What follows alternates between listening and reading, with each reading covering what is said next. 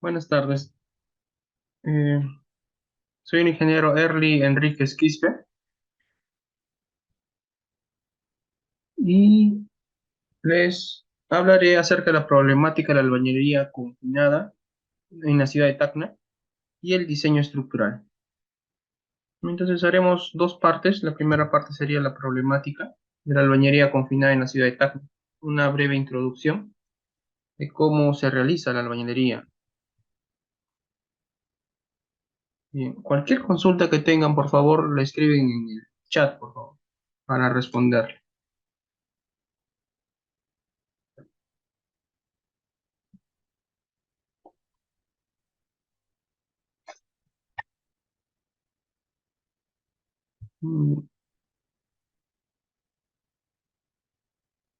Entonces, existen el problema de las viviendas en el llamado tercer mundo, ¿no? O países subdesarrollados, que vendrían a ser los de color eh, verde, ¿no? Todos los países que pueden ver acá en el mapa de color verde se llaman países de tercer mundo o subdesarrollados, o en vías de desarrollo, ¿no?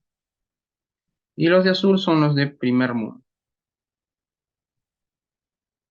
Entonces, las áreas urbanas de los países del tercer mundo están sometidas a una excesiva concentración popular sin suficiente infraestructura debido a algunas condiciones económicas y sociales. Uno de los más urgentes problemas a superar en las áreas es el problema de la vivienda. Entonces, como hay tanta población, se requiere de viviendas, ¿no? Y al no contar con área suficiente, pues se opta por los multifamiliares. Y uno de los multifamiliares más conocidos o de los sistemas estructurales sería de albañilería confinada. El problema es que la vivienda en el Perú, básicamente, se ha realizado mediante autoconstrucción, ¿no? Estas viviendas, si tú lo analizas con un modelo de CAPS, digamos, no representan la realidad, ¿no? Porque no tienes idea, pues, cuánto es la resistencia a compresión o el tipo de unidad de ladrillo que están utilizando.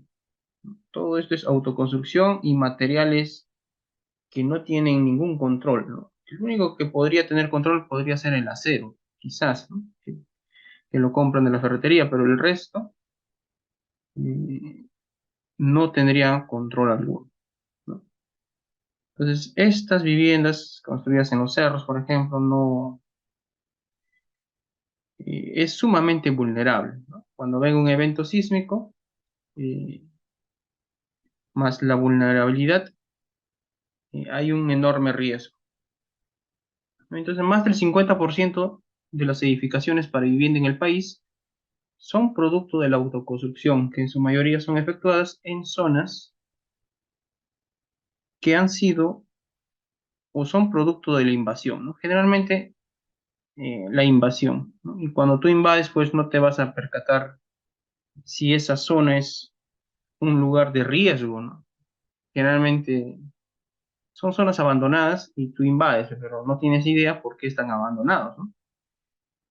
Capaz por ahí hay quebradas que se activan, viene lo que es el huaico, ¿no? O también los suelos son malos, ¿no? O suelos colapsables. Y cuando venga un sismo, pues todo se va a caer. Lo cual implica que los suelos inicialmente destinados para usos privados, pueden ser industriales, agrícolas, etcétera, han sido depredados por las invasiones sobre las que se montan sin planificación alguna.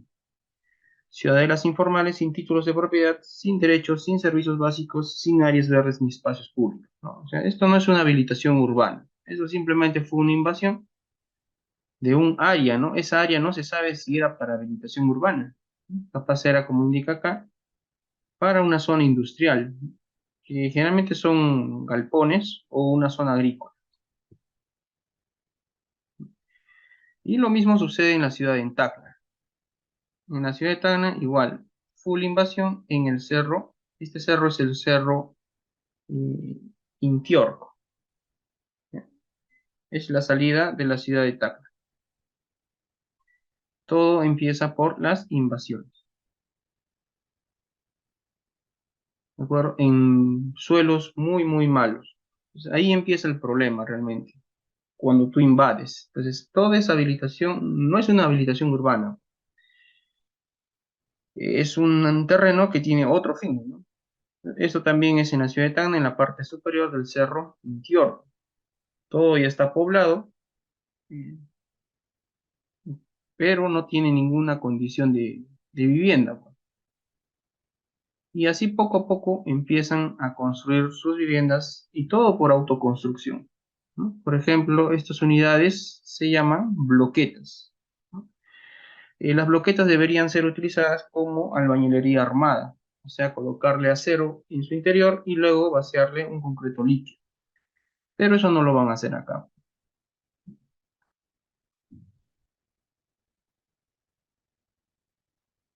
Entonces, la ocurrencia de un movimiento sísmico intenso despierta siempre la atención de gran número de ingenieros, sismólogos y autoridades gubernamentales. La deficiencia de reglamentos, deficiencia en cálculos, defectos constructivos, mala conservación de las estructuras son expuestos a raíz de un sismo intenso. Entonces, recién la gente se preocupa, la prensa, los ingenieros, se preocupan cuando ocurre un evento sísmico. Entonces, han habido distintos eventos sísmicos a través de la historia, pero lo que más conocemos últimamente son los sismos, pues, del 66, ¿no? En Lima 66, en Huaraz 70 y en Lima 74. A partir de esos sismos se genera la norma E030, ¿no? Y a partir de esos sismos se realiza lo que es el espectro eh, para nuestros futuros diseños. Aparte se hace estudios de peligro sísmico, donde se determina la aceleración probable que pueda ocurrir en cualquier zona del Perú, ¿no? Entonces, cuando ocurre un sismo, realmente ahí es donde se nota la deficiencia que tenemos en nuestras viviendas. La incredulidad de las personas ante un riesgo sísmico también es otra causa, ¿no? Porque las personas generalmente te van a decir, ha habido sismos y esta casa o esta vivienda no se ha caído. Y ellos están recontra seguros que no se va a caer, porque ya tiene como 30, 40, 50 años sin caerse. ¿Y por qué ocurre eso? Generalmente es porque todavía no ha ocurrido un sismo el esperado, ¿no? El que estamos esperando o el que indica la norma, si quieren. La norma indica un sismo máximo con una aceleración de 0,45 de G. Entonces, esa aceleración no ha ocurrido, al menos en la ciudad de Tacna, ¿no? El sismo más cercano, así de gran intensidad, fue pues del 2001, fue en Arequipa, en Atico. Eh, y en mismo Atico, pues habrá llegado a los 300 centímetros por segundo cuadrado, ¿no? Menos de lo que indica la norma. Entonces, la consideración de que sismos de mediana intensidad son suficientes para probar el correcto cálculo de construcción. Entonces, hasta la fecha, en la ciudad de Tacna solamente han ocurrido sismos moderados. En Lima también solamente han ocurrido sismos moderados, ¿no? Si bien es cierto, esos sismos del 70, el 66 y 74 no fueron tan grandes, ¿no? Incluso el sismo más grande ocurrió en Pisco, en el 2007. Ese sismo sí llegó a alcanzar lo que indica la norma E030. Entonces, pero igual, existe lo que se llama el silencio sísmico, que se concentra la deformación del suelo precisamente al frente de Lima, al frente de Tacna, ¿no? Entonces, mientras más se deforme ese suelo, más energía acumula. Y si no hay liberación de energía, pues el terremoto posible va a ser muy grande, ¿ya? Eh, Y lo que medimos nosotros como ingenieros no es la magnitud, ¿ya? Porque muchos ya hablan que vamos a resistir un sismo de 8,5 grados, y eso no es cierto, pues. Lo que medimos nosotros es la intensidad, que es la aceleración del suelo producto de ese sismo, ¿no? La energía liberada del sismo se mide en la magnitud, pero el daño se mide en intensidad, ¿no? Antiguamente esa intensidad era percepción humana, ¿no? Cómo tú lo sientes, que se caen las cosas, se rompen los muros. era algo perceptible por los humanos, y se medía en la escala de Mercalli. En la actualidad básicamente nos basamos el daño en función a la aceleración máxima ocurrida en un lugar, por medio de registros acelerográficos. Por ejemplo, este vendría a ser el sismo del 23 de junio del 2001. Este vendría a ser el sismo de aquí. Entonces, las características de ese sismo fue sábado 23 de junio del 2001, a la hora 3:36 p.m., epicentro frente a Ocoña, con daños de consideración en Arequipa, Moquegua y Tacna. Entonces, este sismo es muy recordado en estas tres ciudades, ¿no? Porque fue un sismo que causó muerte, derrumbes en las viviendas, ¿no? Aquí incluso indica la magnitud del sismo. Según la USGS, la magnitud en escala de Kanamori es de 8.4 de magnitud, ¿ya? Entonces, en la escala de Mercalli, porque esta de acá vendría a ser la magnitud, la energía liberada por el sismo, que es única, a diferencia de la intensidad. La intensidad sí varía, ¿no? Dependiendo de la zona en la cual tú te encuentres, va a variar la intensidad. Entonces tenemos intensidades de 7 y 8 para las ciudades de Arequipa, Tacna y Moquegua. Entonces se podría relacionar la aceleración máxima con las intensidades. De alguna manera se puede relacionar.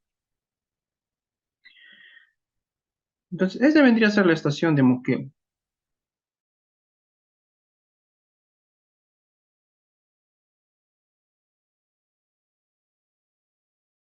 La estación César Vizcarra en Moquegua, en el gobierno regional de Moquegua. Este vendría a ser su registro acelerográfico. Entonces, la máxima aceleración acá tenemos la aceleración y acá tenemos el tiempo. La máxima aceleración fue cerca de los 300 centímetros por segundo cuadrado. En estas unidades, la aceleración de la gravedad es 981 centímetros cuadrados, ¿no?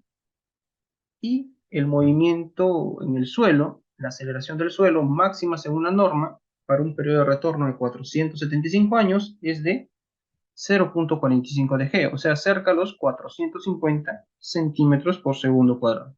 O sea, no hemos llegado todavía a esa aceleración máxima que indica la norma. Entonces, a partir de este registro acelerográfico se generan los espectros de respuesta, ¿no? Este espectro de respuesta simplemente es la máxima respuesta de un grado de libertad, ¿no? Producto de un sismo.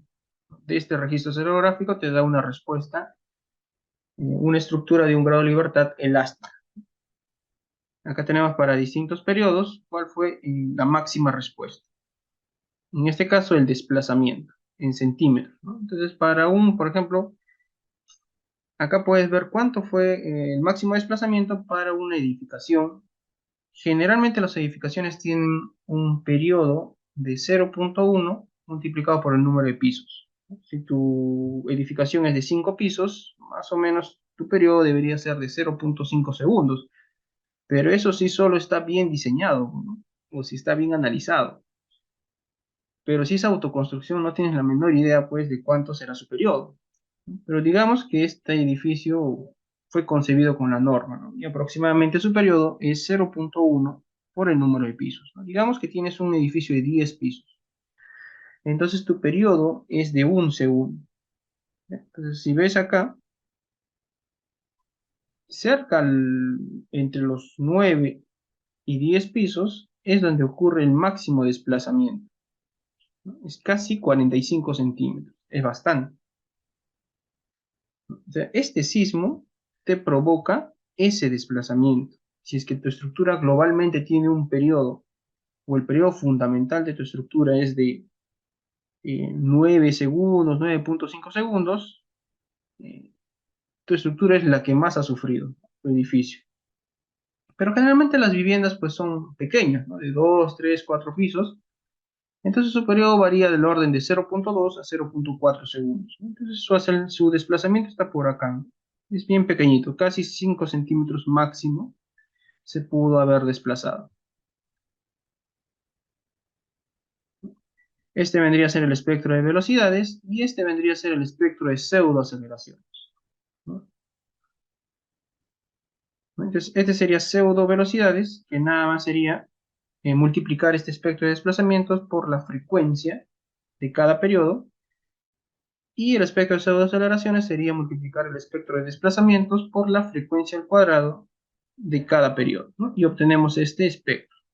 Entonces, más o menos como estos se han generado para los sismos del 66, 70 y 74 para realizar el espectro de la norma. Entonces acá podemos ver cuánto es la máxima aceleración para estos periodos. Por ejemplo, los primeros periodos de 0 a 1, o sea, de 0 a, un piso, a 10 pisos, ocurre la máxima aceleración, ¿no? Para, por ejemplo, para 2 pisos, acá hay una aceleración muy fuerte. Para 4 pisos también.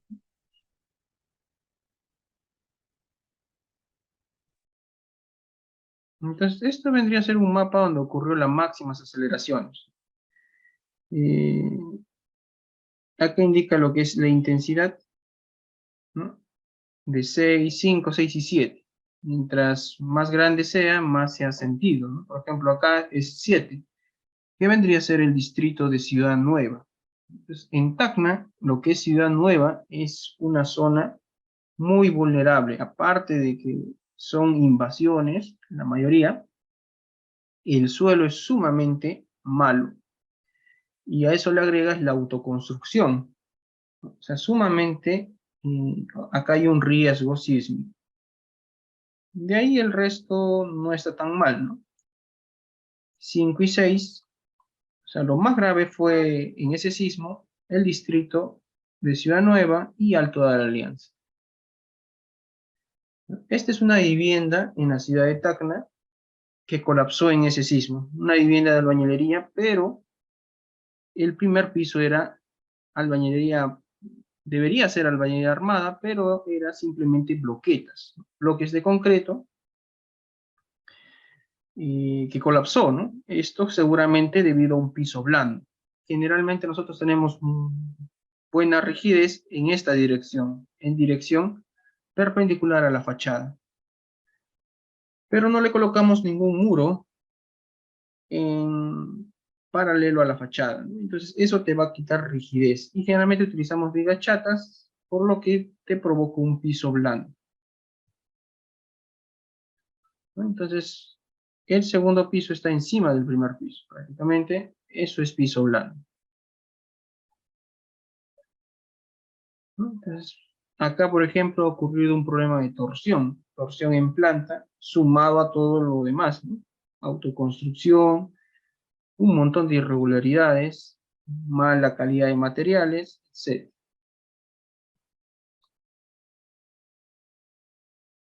¿No? Entonces, toda tu inversión se va durante un sismo que ni siquiera fue el sismo de la norma. Si hubiera sido el sismo de la norma, posiblemente más viviendas se hubieran colapsado.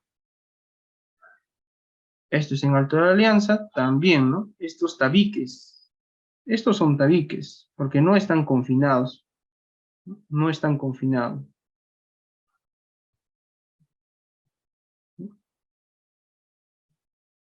Entonces, poco a poco, el hombre ha ido logrando el perfeccionamiento de los sistemas constructivos, así como el mejor conocimiento del comportamiento de los materiales al ser sometidos a los efectos sísmicos intensos. Sin embargo, aún falta mucho por hacer, sobre todo a nivel de vivienda popular.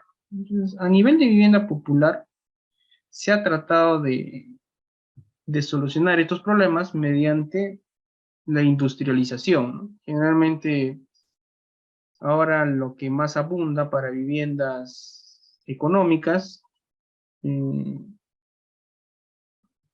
es lo que es las viviendas multifamiliares, pero ya no utilizando albañilería confinada, sino utilizando los llamados muros de ductilidad limitada.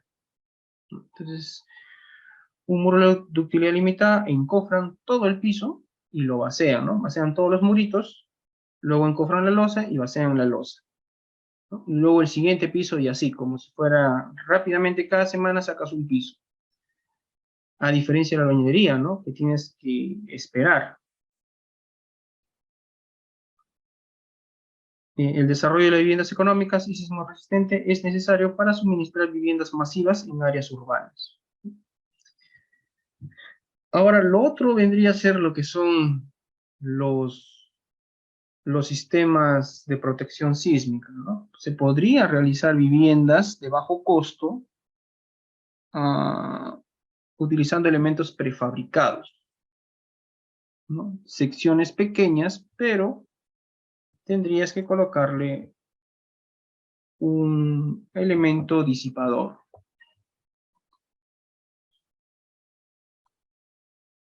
¿no? Por ejemplo, podrías tú tener secciones muy pequeñas, digamos, en elevación, un pórtico, digamos, ¿ya? Ahora, este pórtico tú lo haces muy flexible. La manera de hacerlo recontra flexible es no restringiendo, o sea, quitándole la restricción a los encuentros o apoyos, ¿no? ¿No? Podríamos, por ejemplo, colocarle que esté simplemente apoyado,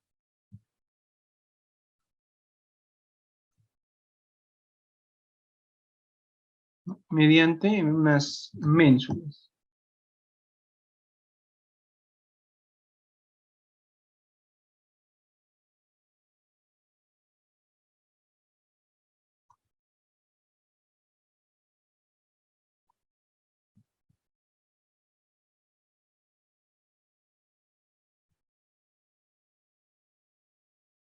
Entonces,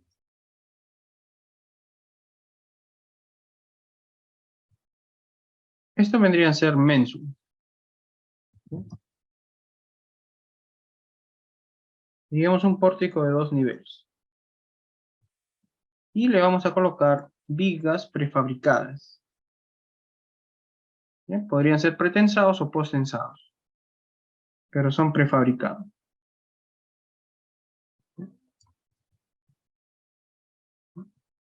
Y generalmente estas vigas se vacían hasta cierta parte nada más, ¿ya? Que vendría a ser el espesor de la losa, ¿no? Esta parte es el espesor de la losa, y esa losa suele ser maciza, o una prelosa, ¿no? Solamente se vacía hasta esa parte. Entonces, son vigas y el resto vendrían a ser pues el encuentro, ¿no? Los aceros. El acero llegaría hasta acá, ¿no? Ahí dejarían, digamos, los estribos, todo eso. Estaría ahí. Entonces, estas de acá se conectan a estas ménsulas. Entonces, ahí se genera un sistema simplemente apoyado. Está conectado nada más. Abajo está empotrado mediante una zapata. Estas columnas también podrían ser prefabricadas, ¿no? Y se pueden unir en este de acá, ¿no? Por uniones.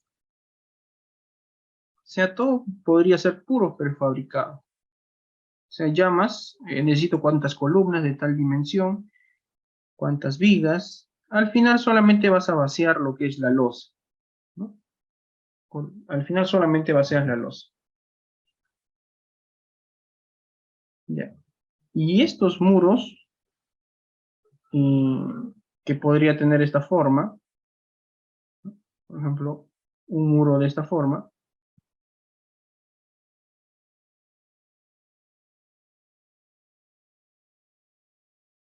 con un vano, por ejemplo, una ventana, ¿no?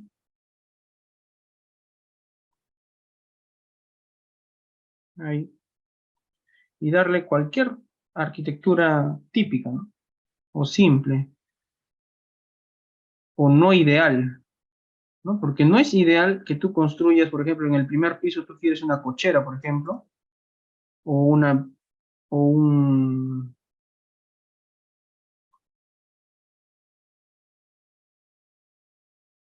más o menos ahí un muro, digamos, y acá ya no, ¿no?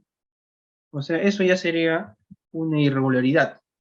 Si es que tú colocas un muro confinado, sería una irregularidad. Si tú lo colocas un muro aislado, ya sería simplemente un pórtico, ¿no? Pero al tener este pórtico, estas uniones sin restricción o que estén simplemente apoyadas, es como utilizar vigas chatas o como utilizar vigas que no logren la longitud de anclaje en las columnas, ¿no? Si tú tienes unas vigas muy peraltadas y unas columnitas de 25 por 25, nunca va a anclar el acero y eso va a estar simplemente apoyado. Básicamente es lo mismo. Entonces, esto se hace recontra flexible. Entonces, como es flexible, va a venir el sismo y pues va a tener enormes desplazamientos. Y combinado con la altura, ya te da grandes distorsiones, lo cual no va a cumplir con la norma, si es que está aislado. Pero si colocamos elementos que unan inicialmente el muro con la estructura, entonces los muros pueden ser de concreto armado o podrían ser de albañilería también. Y se unen mediante unos disipadores. Estos disipadores ya van a rigidizar a la estructura. Entonces van a tener un comportamiento rígido al inicio, hasta que el disipador fluya. Entonces, la fuerza sísmica, hasta que el disipador fluya, ¿no? Digamos que el disipador tenga esta curva fuerza-desplazamiento, así, ¿no? Digamos así, elastoplástico, ¿no? Este vendría a ser el desplazamiento y este vendría a ser su fuerza. Entonces, hasta que esta fuerza no llegue a la fuerza de fluencia, la estructura va a soportar prácticamente en conjunto el sismo. Una vez que la fuerza o el sismo sobrepase esta fuerza de fluencia, todo el resto del sismo, toda la disipación de energía, se lo van a llevar estos disipadores, ¿ya? Y la estructura va a quedar intacta. Entonces, esto también podría ser de viviendas de bajo costo. Después que ocurre el sismo, se tienen que cambiar los disipadores y la vivienda estaría nuevamente óptima, ¿no? Entonces, ese sería otro sistema.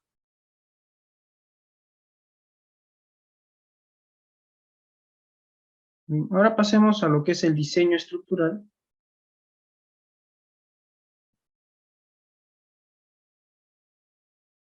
¿Cómo es el proceso constructivo para aislar horizontalmente la parte superior del muro con la viga? Aislarlo horizontalmente.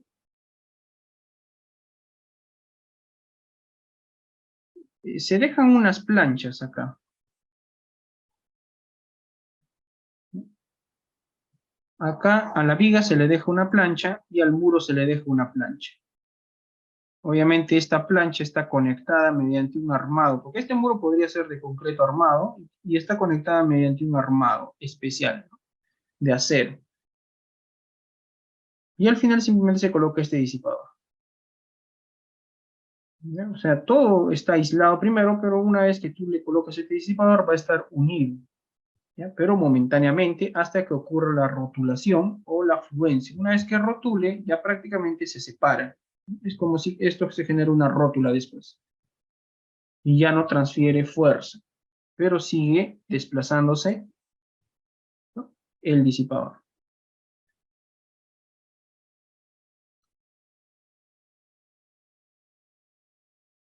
No, esta abertura no es tan pequeña como para que entre un tecnopor, ¿no? Esto puede ser 15 centímetros, ¿ya? Es una separación grande.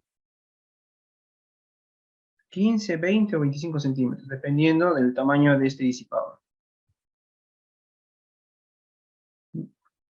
Lo mismo ocurre con el aislamiento en la base. Se requiere de esta fuerza. O sea, el sismo va a hacer trabajar prácticamente la estructura hasta que llegue esta fuerza. ¿Ya? Si esta fuerza no llega, la estructura es quien trabaja, ¿no? Porque es un sismo pequeño. Entonces, podemos tener, por ejemplo, hospitales aislados, bacán, todo aislado del hospital, de 2, 3 o 4 pisos, porque recomiendan que la estructura sea, para el caso de aislamiento en la base, recomiendan que sea, que el aislamiento, que la estructura sea rígida, ¿no? Entonces, aquí estaría el aislamiento en la base.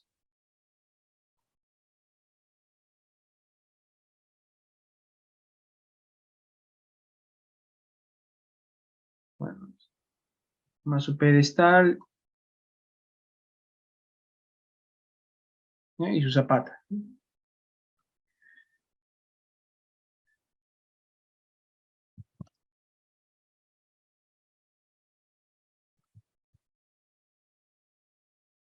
¿No? Y acá siempre tiene que haber una viga que también una, ¿no?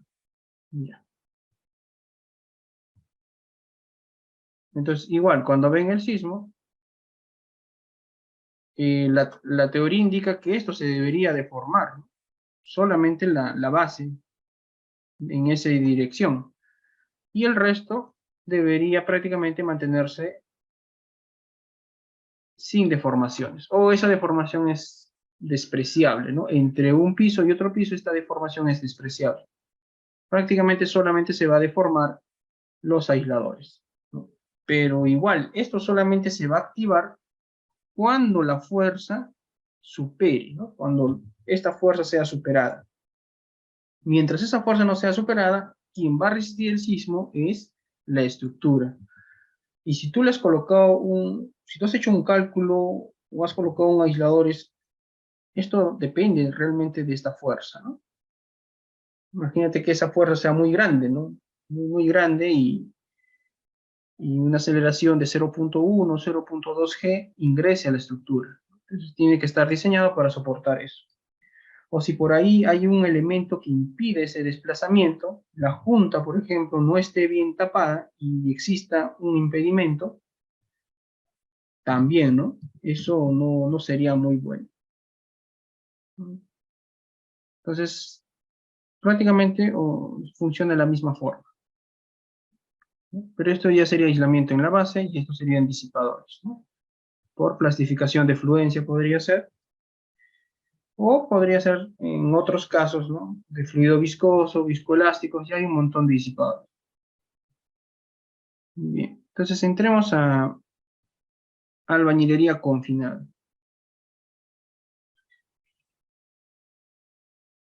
¿no? La norma es 070. Esta norma fue publicada en el 2006, pero fue elaborada, o el proceso de elaboración de la norma estuvo a cargo del ingeniero San Bartolomé, junto con el ingeniero Kuhn. Y tardaron bastante tiempo, porque tienen que hacer ensayos. Bastantes ensayos se realizaron en la Universidad Católica del Perú, ¿no? Entonces, esta norma te da algunas recomendaciones de estructuración, como es el diafragma rígido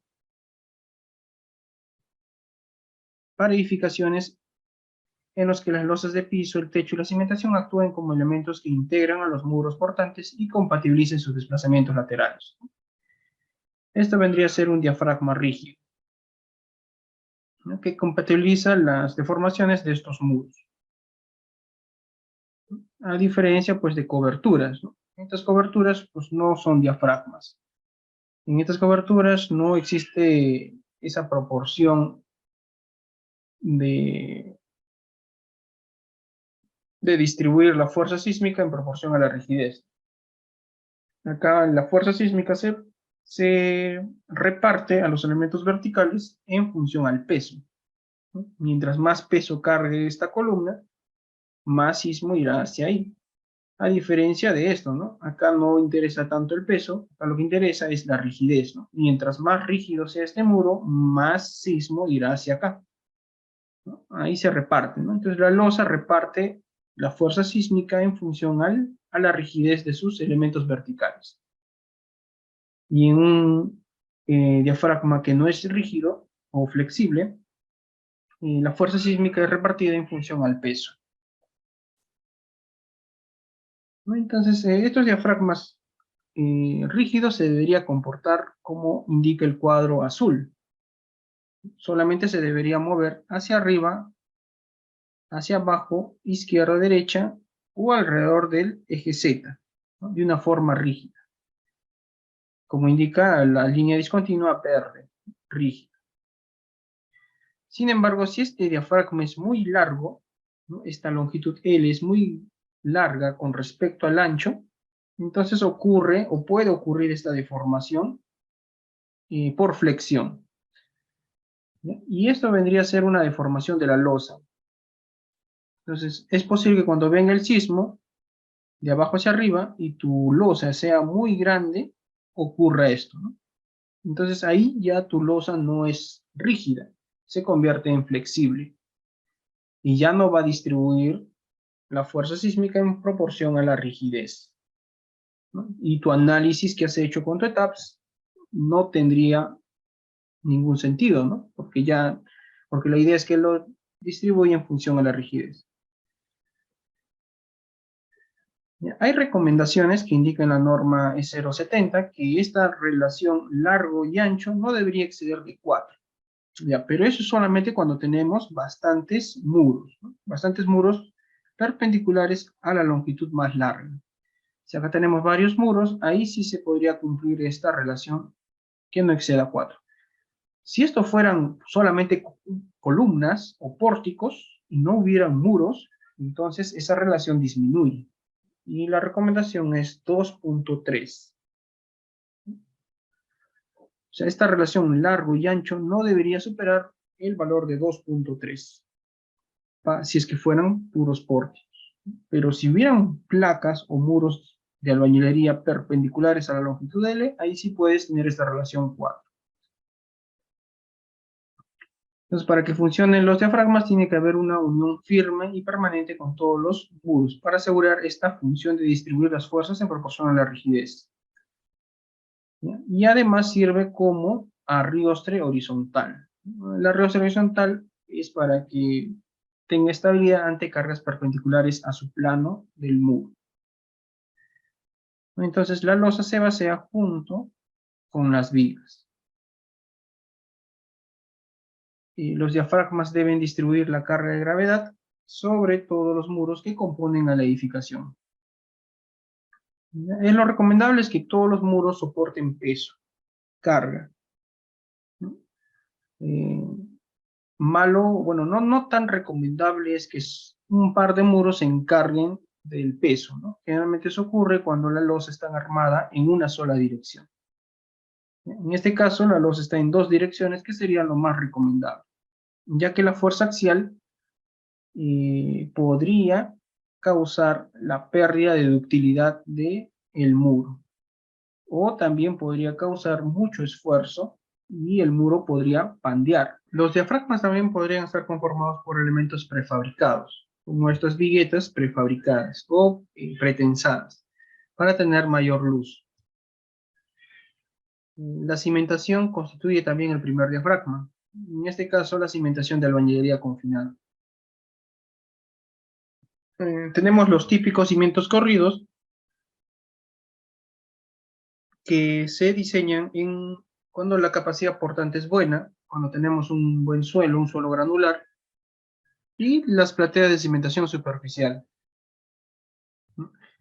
Que ya es cuando el suelo no es tan bueno, ¿no? O tenemos baja capacidad portante, ¿no? En este caso se tiene que hacer un relleno controlado, luego se hacer las zanjas para la instalación de las vigas perimetrales, se vacía un soladito y luego se arma la parrilla de la losa maciza o la losa o la platea de cimentación. La configuración del edificio, bueno, esto es lo más recomendable, ¿no? No debemos tener este tipo de configuraciones en L, en T. Esto ya sabemos que cada bloque va a tratar de moverse independientemente y acá ocurren los mayores esfuerzos. Lo recomendable es mediante juntas. También hay que ubicar correctamente los tanques elevados ¿no? Estos tanques elevados, por ejemplo. ¿No? Lo recomendable es que esté en el centro, ¿no? Para que el centro de masas cumpla con el centro de rigideces.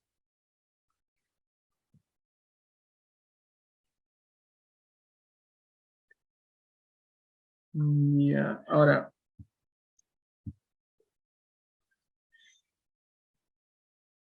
nosotros podemos tener un sistema, podría ser de albañilería o de concreto, de pórticos,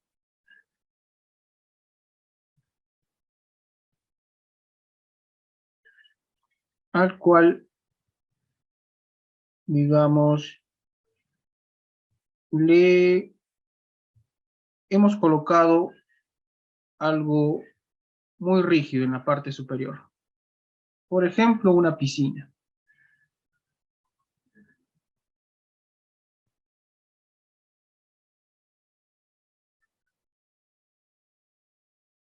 ¿No?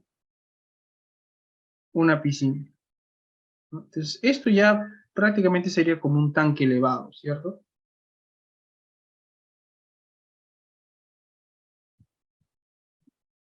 Pero acá tiene entrepisos. O sea, ya serían bastantes rigideces, ¿no? Podríamos idealizarlo como un sistema de varias rigideces. Entonces tendría una masa 1 y una rigidez 1.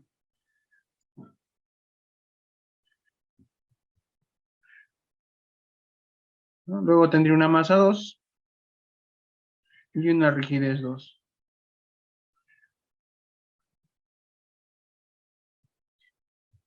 Después acá se podría subdividir la masa, ¿no? Una masa que cuando ocurre el sismo se quede quieta con el agua, perdón, el agua se quede quieto, ¿no? O sea, a ver cómo sería. Ah, el agua se divide en dos masas, mejor dicho, ¿no? Una masa que se mueve y una masa que se queda quieta, ¿no? La masa que se mueve vendría a ser la masa convectiva y la masa que se queda quieta se llama la masa impulsiva. Entonces, esta masa impulsiva se une con la masa prácticamente del tanque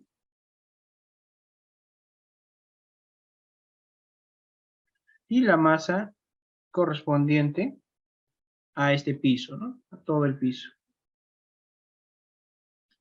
Entonces ahí podríamos sumar y tener una masa 3,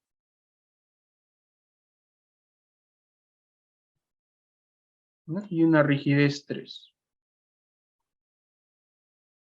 Y finalmente tenemos la masa que la masa convectiva. La masa convectiva es la masa que se va a mover durante el sismo en forma de olas, ¿ya? Esa masa también va a tener su rigidez, la masa convectiva, ¿no? Entonces podríamos tener acá una masa convectiva que también va a tener una rigidez convectiva.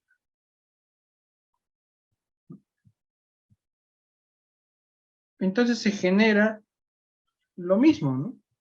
Es como si tuviéramos 3 pisos, pero se le agrega la masa convectiva con una rigidez convectiva.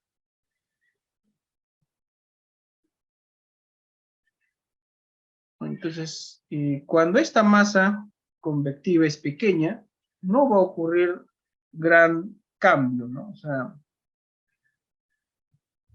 eh, podríamos hacer una rigidez equivalente, transformar para ahorrarnos un poco el proceso. Todo esto lo podríamos transformar en dos masas, ¿sí? Una masa impulsiva que tiene una rigidez impulsiva y una masa convectiva que tiene una rigidez convectiva. Entonces se podría decir eso, ¿no? De una manera equivalente, digamos. una rigidez equivalente de los 3 primeros pisos. Bueno, los 3 pisos, ¿no? Entonces, la respuesta o el desplazamiento total simplemente es la raíz cuadrada del desplazamiento de la masa impulsiva al cuadrado más el desplazamiento de la masa convectiva al cuadrado. ¿Ya? O sea, esto vendría a ser un sistema de 2 modos de vibración. Entonces, cada modo de vibración va a tener el periodo de vibración. Este va a tener un periodo impulsivo y va a haber un periodo convectivo. Generalmente el periodo impulsivo tiende a ser el periodo de la estructura, ¿no? O sea, periodos, por ejemplo, de 0.3 segundos. ¿Sí? Y el periodo convectivo es el periodo del agua, que suele ser bastante flexible, ¿no? Que puede llegar a los 2 o 3 segundos. Digamos 3 segundos.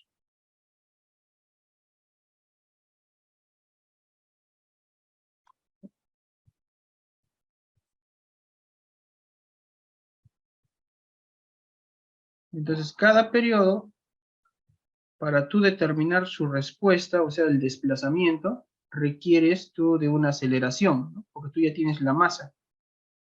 Tú ya tienes una masa impulsiva y una masa convectiva. Tienes un periodo impulsivo y un periodo convectivo. ¿De acuerdo? Entonces, al tener un periodo, requieres de un espectro.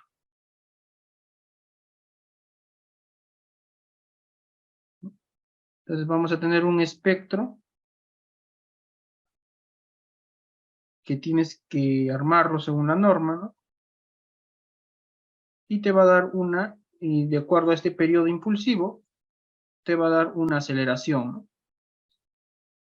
Una aceleración impulsiva. Una aceleración impulsiva. Y en el espectro del agua también hay. Tú necesitas un espectro del agua que posiblemente sea más alto y más pronunciado. Igual vas a tener una aceleración o una pseudoaceleración mejor. Una pseudoaceleración del agua. Entonces acá vas a tener una pseudoaceleración del convectivo, se podría decir, o del agua, y una pseudoaceleración impulsiva, ¿no? Igual, pseudoaceleración impulsiva, debido a este periodo impulsivo. En cuanto al agua, como los periodos son largos, entonces más o menos podría estar por acá, ¿no? Más o menos por acá, y aquí estaría el periodo convectivo. Entonces, masa por aceleración te da la fuerza, y con esa fuerza puedes hallar los desplazamientos, ¿no? Entonces, hallas los desplazamientos, le sacas la raíz cuadrada y ese sería tu desplazamiento final.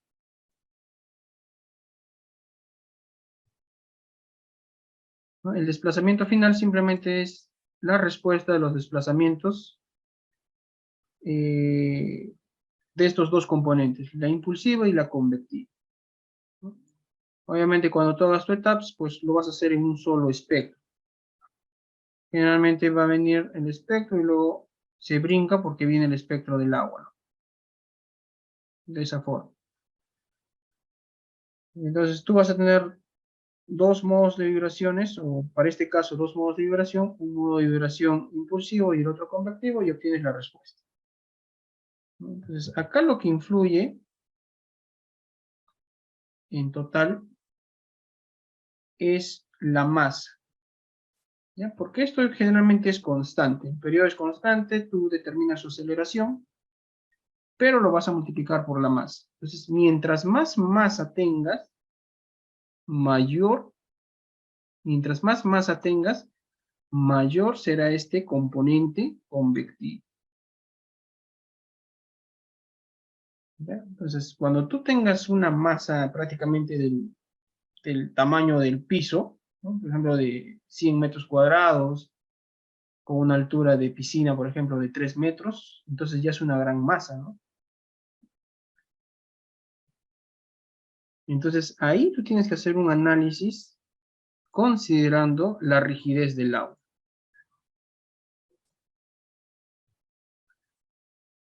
¿Ya? Porque tienes una gran masa que te va a dar una respuesta totalmente distinta, así solamente lo consideras como cargas de gravedad. Entonces sí podríamos utilizar la teoría de la hidrodinámica en edificios, ¿de acuerdo? Y se podría determinar las distorsiones y los desplazamientos que va a ocurrir cuando exista agua. Entonces, debido a ese movimiento en los tanques elevados, esto es muy vulnerable, ¿ya? Si esto no está bien reforzado, esto puede colapsar, los tanques elevados. En este caso es pequeño, así que se genera como un mini piso blando, si es que acá hubieran puras columnitas. Lo recomendable es que le coloques muros debajo del tanque elevado, ¿no? También las proporciones entre alto y largo no deben superar la relación 1:4.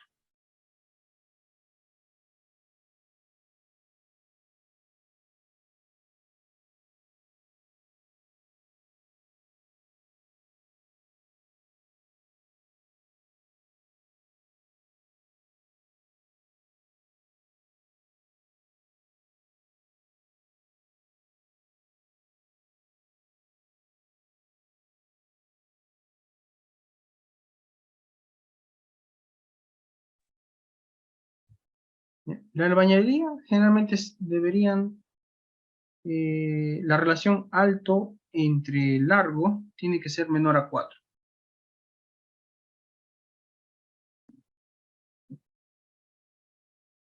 ¿No? ¿Por qué? Para que el comportamiento no sea a flexión.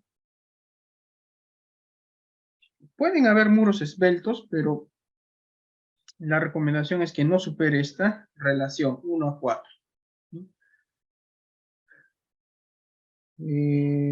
La albañilería, su diseño es por corte, o sea, la falla debería ser por corte. Entonces, un elemento muy esbelto, su comportamiento tiende a la flexión. Mientras más alto sea, la deformación por flexión se incrementa. Entonces, como el diseño está orientado al corte, como que no habría esa compatibilidad, ¿no? No podemos diseñar edificios de 7, 8, 9 pisos. En pórtico, ¿cuál podría ser la relación de esa elevación? No, bueno, en pórtico o en sistemas de concreto armado no tenemos límites de la elevación, ¿ya? No hay límites, a menos, lo único que te limita es el tipo de análisis que haces, ¿no? Si haces un análisis estático, máximo puedes hacer hasta 30 metros. Pero si haces un análisis dinámico, pues puedes hacer 100 metros si deseas, no hay problema. No hay una relación que tan esbelto. Generalmente lo que gobierna en edificios de concreto armado es el volteo, ¿no? Entonces tú vas a tener varios pisos.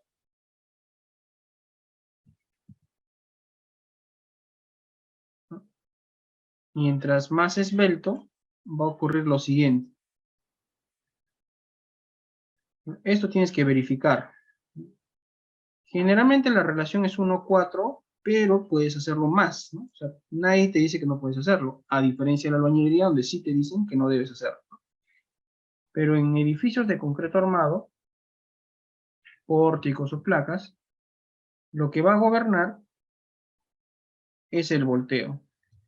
Porque cada entrepiso va a tener una fuerza,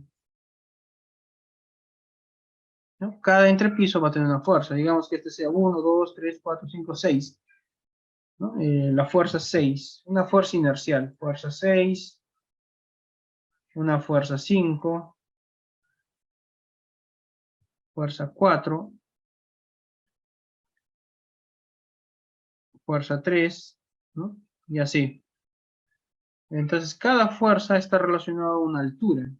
Este vendría a ser la altura total 3. Este vendría a ser la altura total 4. Y así, ¿no? Hasta la altura total 6. Entonces, el momento de volteo simplemente va a ser igual a la fuerza 6 por la altura 6, más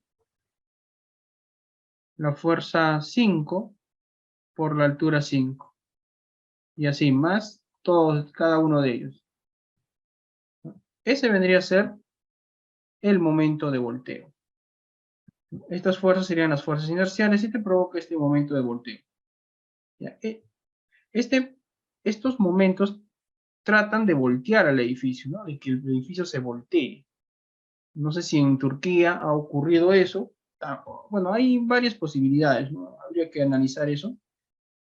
Un edificio se colapsa, pero de esa forma, ¿no? O sea, digamos que viene el sismo y después el edificio se encuentra de esta forma.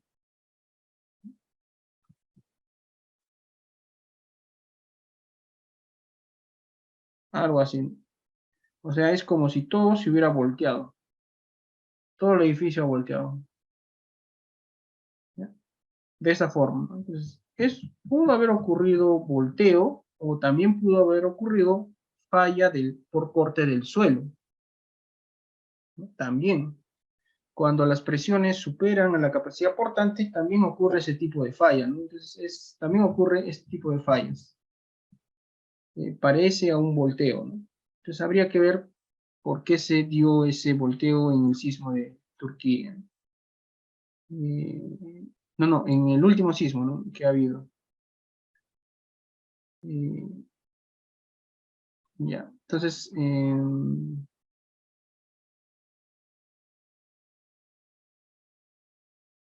Turquía fue, ¿no? Ya.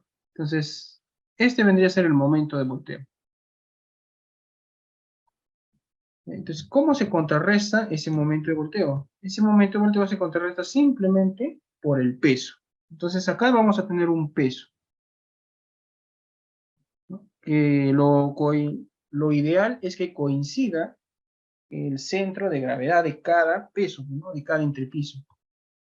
Entonces, este vendría a ser el peso debido al sismo o durante el sismo, que vendría a ser el 100% de la carga muerta más el 25 o el 50%, dependiendo del tipo de edificación, de la carga viva.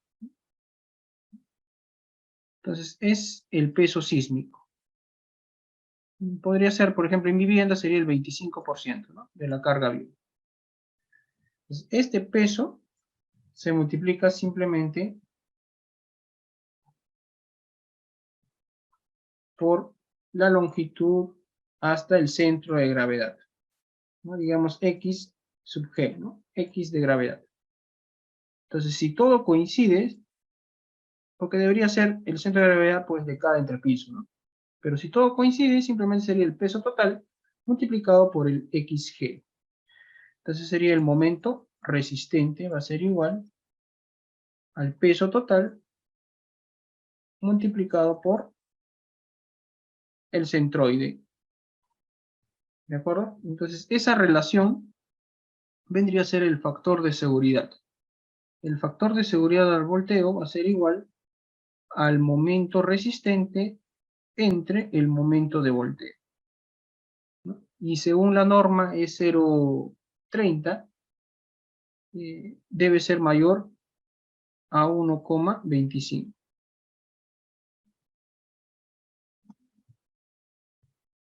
Entonces, de esa manera se podría sustentar hasta qué pisos puedes construir. Porque esto depende bastante del ancho, pues, porque si tú tienes un pequeño ancho, una base muy pequeña en planta, con respecto a una altura, tienes poquita base, ¿no? Poquito centro, poquito momento resistente. Es por eso que cuando ya tienen bastantes pisos, ya tienes que colocar sótanos, ¿cierto? Entonces los sótanos te van a dar esa resistencia extra, ¿no? Entonces puedes colocar uno o dos sótanos, dependiendo lo que requieras. Entonces, el centro de gravedad sería el del otro lado, ¿no? Este de acá. ¿Ya? Porque tiene que ser contrario al movimiento. Entonces, P por el centro de gravedad. Por lo tanto, acá también vas a tener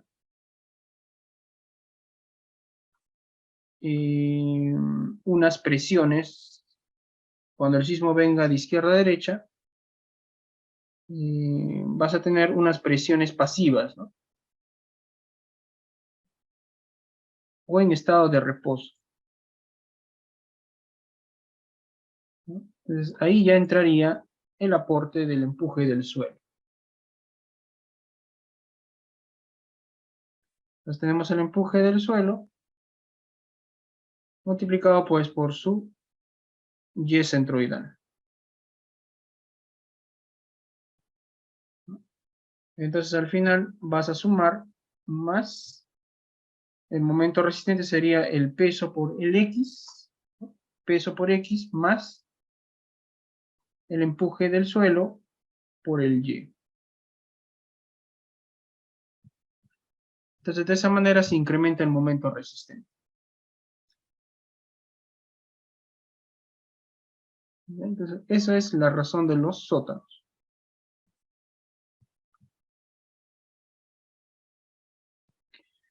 ¿Hasta cuántos niveles como máximo recomienda el uso de solo sistemas de pórticos para el uso de viviendas? Ah, no, ya, esa es otra cosa. Eso es otra cosa. Cuando tú tienes un sistema de pórticos, o sea, netamente pórticos, quiere decir vigas y columnas, lo recomendable es que tu suelo, eso va a depender bastante del suelo. Si tú tienes un suelo S1 o S0, tú puedes construir normal, 10 pisos. No hay problema. ¿Ya? Puedes construir hasta 10 pisos. 10 pisos, 15 pisos, dependiendo, ¿no? ¿Sabes por qué? Porque el espectro, bueno, hasta 10 pisos, ¿no? Porque el espectro de un suelo S0, S1 digamos, varía con respecto a un S2, ¿no? Porque acá el periodo TP va a ser igual a 0,4. Y acá vendría a ser el TL, ¿no? Que es igual a un segundo. Perdón, 2 segundos. O 2,5 segundos, perdón. 2,5 segundos. Este vendría a ser el periodo y este vendría a ser la pseudoaceleración. Pero esto es para un S1. Muy distinto es un S2.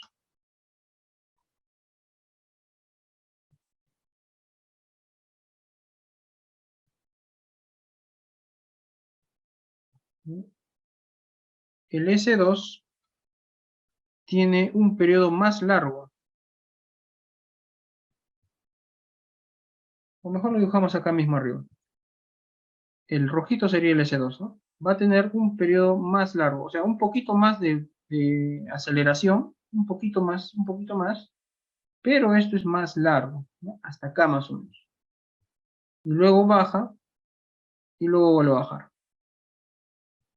¿no? Entonces, es en esta diferencia, este vendría a ser el S2, ¿no? El rojito es el S2 y el azul es el S1. Entonces, para un edificio, por ejemplo, de 10 pisos, o de 8 pisos, por ejemplo, que tenga un periodo de 0,8 segundos, más o menos estaría por acá, ¿no? Entonces, una cosa es que tú lo analices con un S2 y que lo analices con un S1. Como es flexible, podría ser pórticos de 8 pisos, por ejemplo, ¿no? Con un periodo de 0.8 segundos. Entonces, si tu suelo es un S1, tus fuerzas van a ser pequeñas. Pero si tu suelo es un S2, tus fuerzas van a ser grandes. Casi el doble.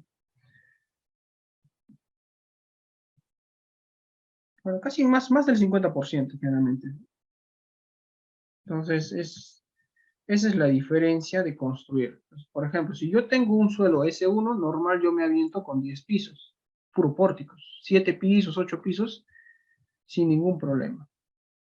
Y puro pórticos. Por más que me digan que hay que colocarle placas, si funciona con pórticos, tiene buena rigidez y buena resistencia y buena ductilidad, no hay problema. Pero si me dan, claro, pero si el suelo es un S2, entonces no me arriesgo. Máximo 3 pisos. Hasta 4, pero ya llorando 4, pero máximo 3 pisos. 4 muy difícil, a menos que tengas bastante área, ¿no? Área donde cimentar, para colocar tus vigas de conexión, zapatas de conexión, zapatas combinadas, ¿no? Ahí sí, pero si no, 3 pisos nada más. 3 a 4 pisos máximo. Máximo. ¿Ya? De 3 a 4 pisos. Si tienes un suelo S2. ¿Ya? Pero generalmente yo le coloco placas, ¿no? Basta que tenga S2 el suelo, ya yo le coloco placas. Pero si mi suelo es S1, sí, normal puede ser por hasta 8 pisos, no hay problema. ¿No? Obviamente este S1 va a estar en zona donde hay río, ¿no? Hay ríos, por ejemplo en Lima. ¿No? En Lima tiene uno de los mejores suelos del Perú. Ahí es realmente, por eso tenemos esos edificios. Incluso indican que los edificios antiguos se diseñaban con sismo, pero solamente se le aplicaba una fuerza, ¿no? Una fuerza del 10% del peso total. Y si lo comparamos con la actualidad, está por ahí nomás, ¿no? Para los edificios altos, de 15, 20 pisos. Entonces, como que no sufren tanto los edificios altos en Lima. Aparte que no existe resonancia porque los sismos son cercanos, ¿no? O sea, la aceleración, el contenido de frecuencias es alto, por lo tanto afecta más a los edificios chatos que a los edificios altos, ¿no?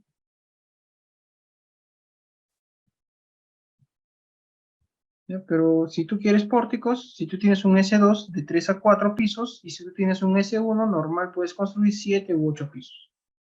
¿Cómo se determina qué tipo de suelo tengo? Mediante un estudio geofísico, ¿no? Mediante la velocidad de onda de corte de cada estrato del suelo, a una profundidad de 30 metros. ¿Ya?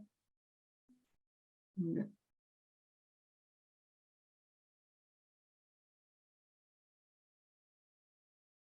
Entonces, en albañilería sí te recomiendan que esta relación sea menor a 4, para que el comportamiento sea cortante o no sea tan distinto al cortante. A pesar que tu muro puede ser esbelto, la forma de falla estable es por cortante. Además, si tuviéramos muros muy altos, ocurriría ese comportamiento de flexión que te indico y ocurriría compresión en un extremo, ¿no? Lo cual provocaría que se triture la albañilería. O puede ocurrir el pandeo de la barra vertical de la columna. Hay que tratar de evitar las irregularidades, ¿no? Esto puede ocurrir, como les dije, en un tanque elevado. Lo recomendable es colocarle placas o muros.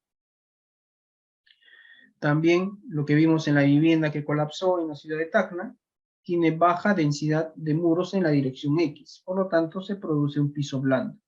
Lo correcto es colocar muros confinados en ambas direcciones. Las vigas dinteles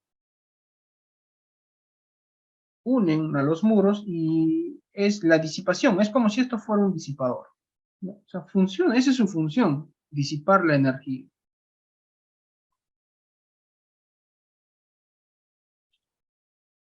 La elevación se compara con la menor dimensión, ¿de acuerdo? La menor dimensión en planta, ¿no? En este caso, el ancho, ¿no? Ya, las vigas de Inteles funcionan como disipadores. Quiere decir que toda la energía la va a liberar acá, ¿no? Mientras más disipen, mejor, ¿no? Porque el resto lo va a absorber los muros. Ya, la diferencia es que acá va a ocurrir daño, ¿no? Daño y se va a fisurar, va a fluir y va a estar un poquito más caro reforzar, ¿no? O reparar esta zona después del sismo. A diferencia de un disipador que simplemente lo reemplazas. Ahora, la disipación puede ser por energía, puedes disipar energía mediante el desplazamiento o mediante el amortiguamiento, ¿no? Como los disipadores de fluido viscoso que disipan mediante el amortiguamiento, o de viscoelástico que disipan una combinación de amortiguamiento y de rigidez, ¿no? De desplazamiento también, ¿no? Desplazamiento y amortiguamiento. En este caso, la disipación de energía se da netamente por rotación, o sea, mediante la formulación de rótulas plásticas. Claro, las vigas dentales tienen una relación recomendable.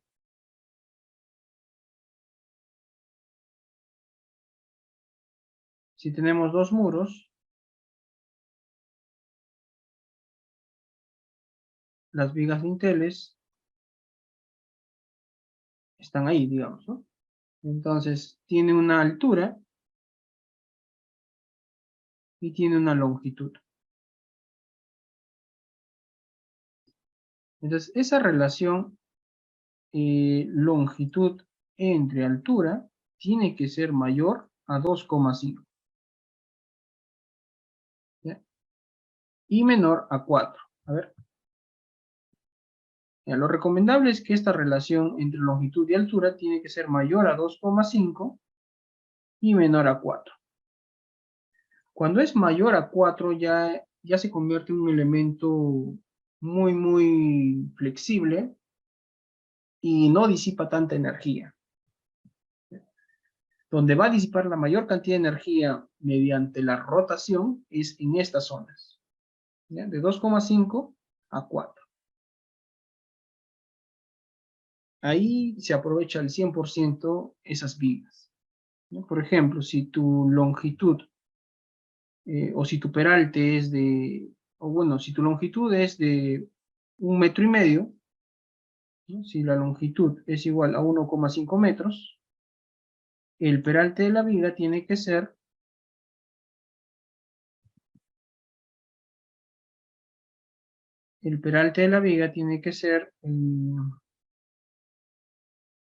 menor que, ¿no? Menor o tiene que estar entre estos valores, ¿no?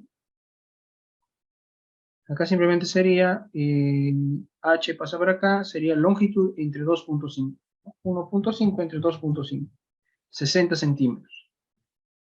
Menor a 60 centímetros y mayor a, acá reemplazas, ¿no? Sería L entre 4. Sería 1,5 entre 4. 0,40. 0,4 metros. Entonces, si tu longitud es de 1,5, el peralte óptimo sería 50 centímetros. Con 50 centímetros tú vas a disipar una enorme cantidad de energía. ¿Ya? 60 ya estás al límite, ¿no? Capaz por ahí ocurren deformaciones por corte. Pero lo correcto es que las deformaciones sean por flexión y que disipen una enorme cantidad de energía, ¿no? Y obviamente el diseño es por flexión y tienes que evitar por completo la falla por corte, ¿no? Que si falla por corte ya tu flexión se va. No te sirve de nada tener harto refuerzo si es que no tienes un correcto confinamiento que evite la falla por corte.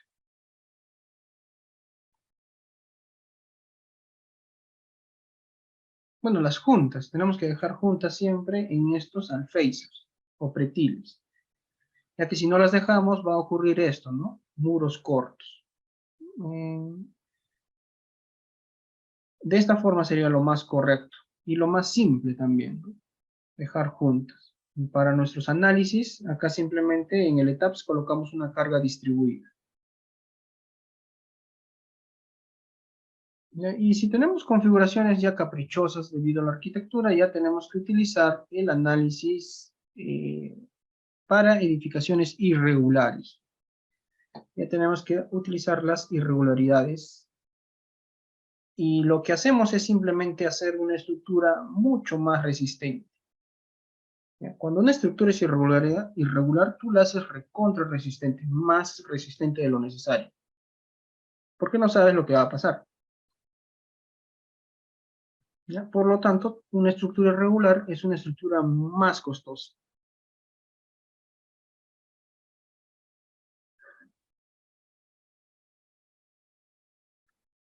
Bueno, si no se aíslan los alféizers, pues puedes colocarle estas columnas y vigas, ¿no? de confinamiento. Lo cual no es tan correcto tampoco porque no es lo mismo este muro comparado con este muro. Este muro disipa mayor cantidad de energía que este muro, ya que esta abertura provoca una estrangulación, ¿no? Cuando se vean los lazos histeréticos, se puede observar que esto no es lo más recomendable. Lo recomendable en todo caso sería unir este pequeño murito con este pequeño murito y hacer un muro un poco más grande, ¿no?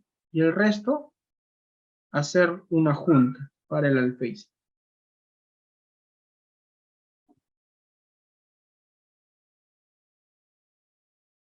Bueno, algunas recomendaciones de los muros portantes que deberían cumplirse si tú quieres tener una edificación de albañilería confinada. Bueno, para culminar con esta parte de estructuración, algunos requisitos de los muros portantes, como que deben tener una sección simétrica, aunque a veces pues no son simétricos, ¿no? Los muros, porque tienen muros transversales a veces. Lo que sí es continuidad vertical hasta la cimentación. Esto sí es recontra necesario. Tienen que ser continuos desde la parte superior hasta la cimentación. Bueno, las longitudes mayores a 1,20 m se considera que recién van a aportar a la resistencia y a la rigidez de la estructura, de la edificación. Mayores a 1,20 m, pero un murito de 1,20 m, pues no ayuda mucho, que digamos, ¿no? Es recomendable tener muros un poquito más grandes y las longitudes preferentemente uniformes en cada dirección. Esta parte sí, hasta ahorita no le he encontrado la razón del por qué, ¿ah? Porque si hacemos caso a esta recomendación, pues no existirían los sistemas mixtos. En sistemas mixtos nosotros podemos tener en una dirección albañilería y en otra dirección pórticos o muros, ¿no? En cambio, no es absolutamente necesario que la edificación sea albañilería en las dos direcciones. Es lo recomendable, sí, pero no es necesario, ¿no? Puedes tener sistemas mixtos. Las juntas de control para evitar movimientos relativos. Eh, Estas juntas generalmente te van a servir más que todo para los asentamientos, ¿no? Si tú tienes una edificación, por ejemplo, muy larga, esto estamos hablando en altura, por ejemplo, de un piso, y tienes ventanas.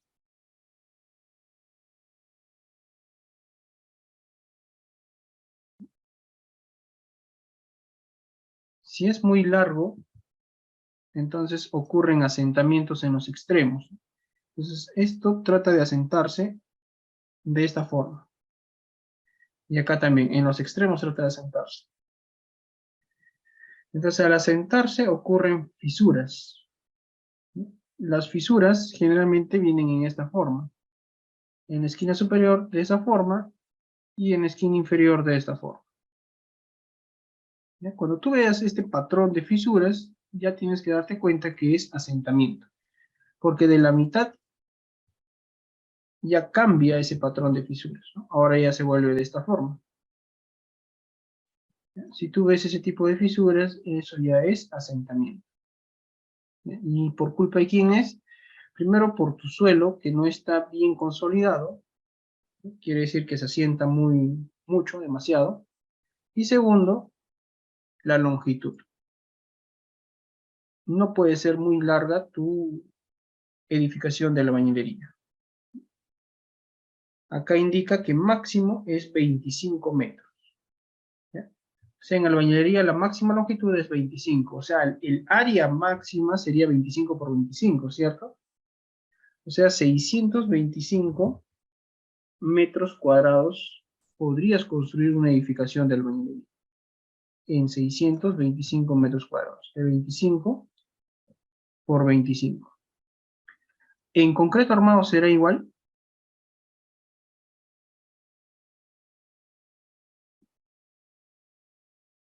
¿Cuánto es el área máxima que puedes construir en concreto armado? ¿Ya?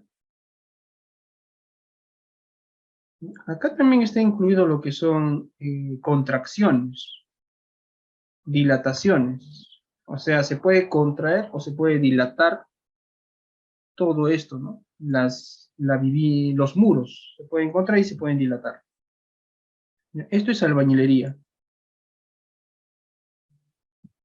Albañilería. O sea, el área máxima de albañilería debería ser pues 625, ¿no? 625 metros cuadrados. En concreto armado, la recomendación, porque dicen que es recomendación, no es algo absoluto, pero la recomendación es de 40 por 40. ¿Ya? Si ustedes no están seguros de cuánto es lo máximo, nunca, no sobrepasen esta recomendación de 40 por 40. Esto ya sería en concreto armado. Por lo tanto, tu edificio en área máximo debería ser 1600 metros cuadrados. ¿Ya? Pero esto no es algo absoluto, ¿no?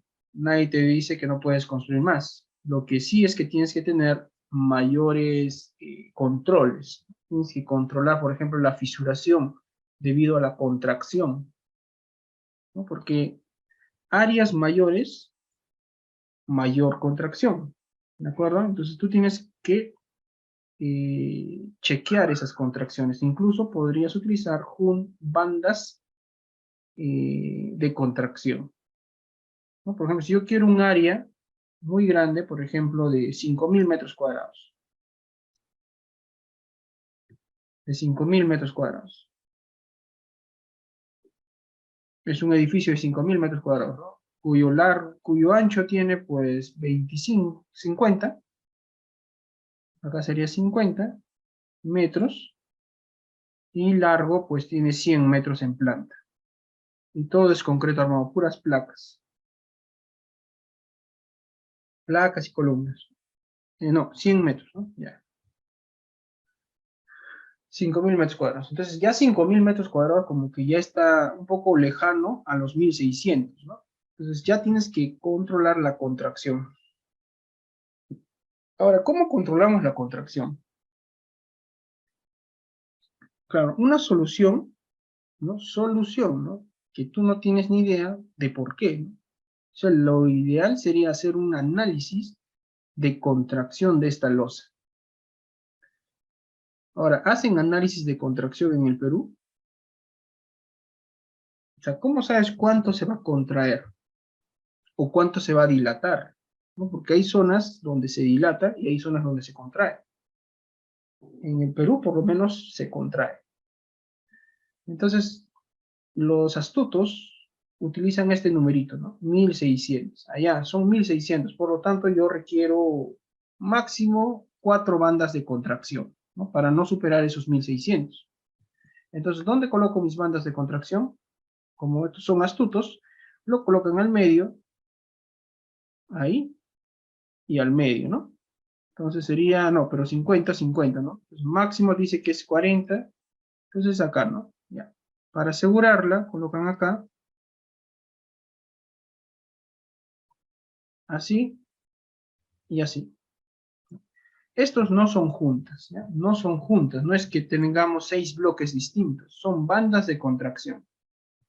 ¿Qué quiere decir? Que vamos a vaciar el concreto solamente hasta esta parte, ¿ya? Se vacía el concreto, obviamente esto está ubicado estratégicamente, no necesariamente así, pero son bandas de contracción. Tú vacías en las losas todo, pero dejas libre estas bandas. Estas bandas son de 2 metros o 1 metro. Eso también, ¿cómo saben cuánto es?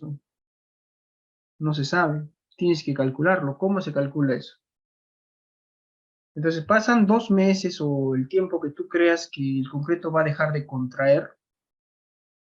Entonces luego recién lo vacías. Vacías este concreto. Mediante aditivos también, para que todo esté unido. Y al final vas a tener una losa de 5.000 metros cuadrados totalmente unida. Entonces, entonces, es sumamente importante. O sea, has hecho un edificio de 5.000 metros cuadrados, un solo bloque, ¿no? No, no es que hayas hecho 6 bloques, has hecho un solo bloque, mediante bandas de contracción. Ahora, ¿cómo se calcula esto? Eso no hay, o sea, no hay sustento de eso. Lo que hacen es utilizar este numerito, ¿no? Como les dije, y ya, pues obviamente esto va a ser, es como decir que esto fuera 123, más o menos 33 por 25, ¿no? Ya, entonces eso es menor que este valor. Así nomás lo hacen, ¿ya? No hay ningún cálculo, no saben, porque no es lo mismo construir en la selva que construir en Tacna, que construir en Lima, que construir en Puno, ¿no? Es muy distinto. La contracción no es la misma, ¿ya? Si no le colocas bandas de contracción, pues esto se va a fisurar, ¿no? Se fisura, tus vigas y tus losas se fisuran.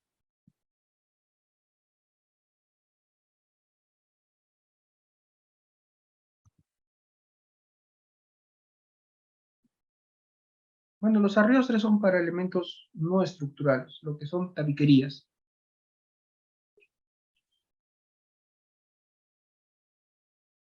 Mm, Entonces, el resto de lo que indica la norma, los requisitos estructurales mínimos, eso lo veremos en el curso que vamos a dictar la próxima semana. En este curso de albañilería,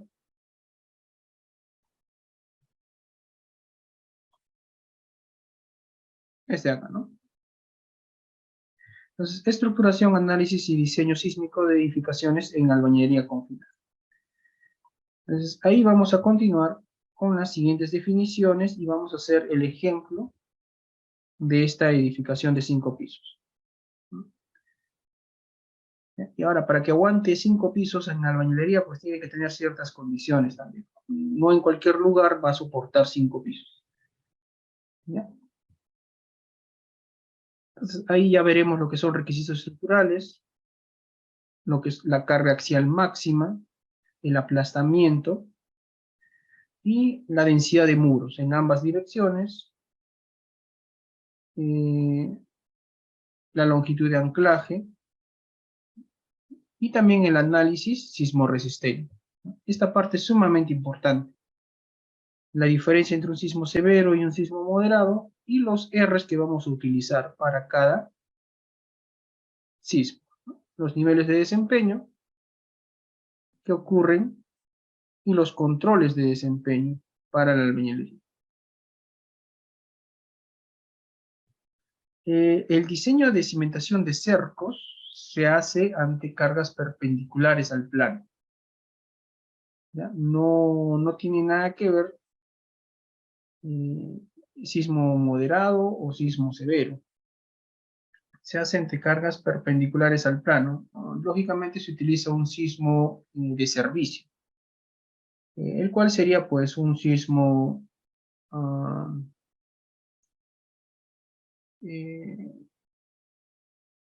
el sismo de servicio podría ser, simplemente sería tu sismo, o la aceleración, o el 0,45 G.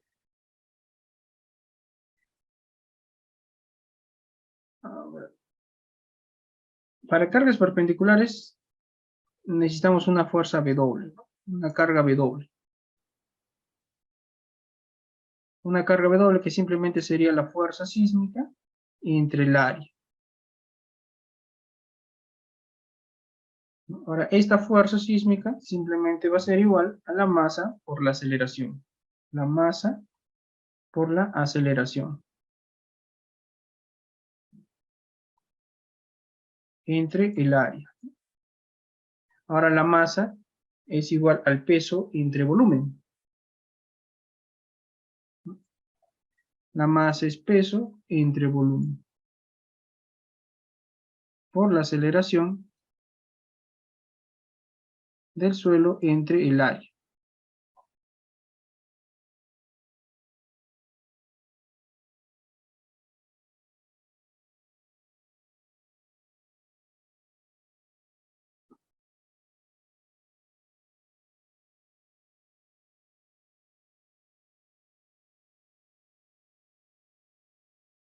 No, no, la masa no es peso entre volumen, la masa es peso específico entre gravedad, ¿no? La masa es peso específico entre gravedad. Peso específico entre gravedad. Peso específico entre gravedad, ¿no? Masa por gravedad es peso específico. Y el peso específico sí es el peso entre el volumen, ¿no? Ese vendría a ser el peso específico.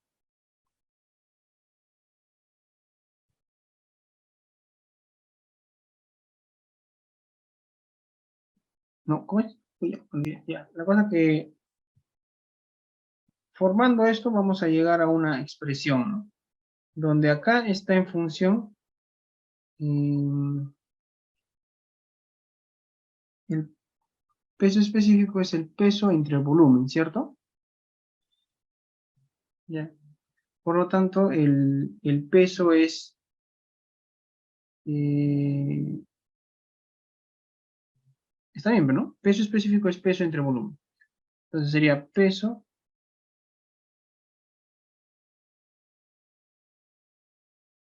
Uy, bueno, ya. La cosa es que se llega a una expresión en función a la aceleración. Esta aceleración vendría a ser el Z por el U, por el S, ¿no?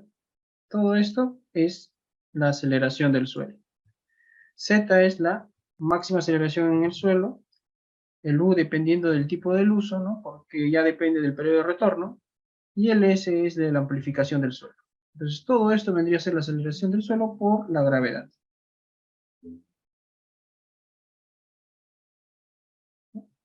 Todo esto es la aceleración del suelo. Si lo reemplazas,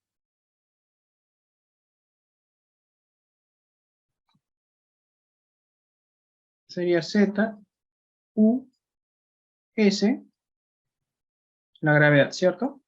Ya, se van las gravedades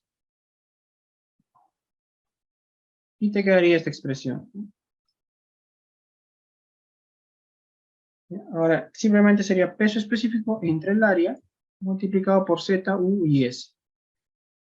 ¿Ya? Y acá es Z, es obviamente 0,45, ¿no?